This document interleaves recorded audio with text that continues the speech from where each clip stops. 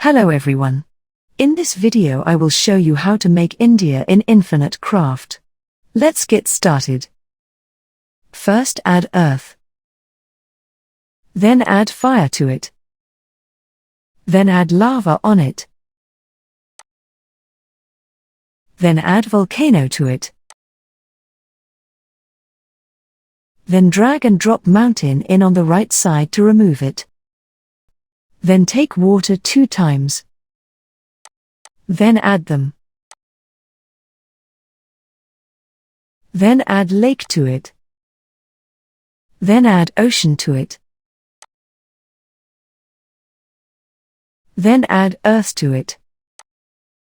It will make island. Then add island to it again. Then add mountain. Then add fire and water. Then add fire to water.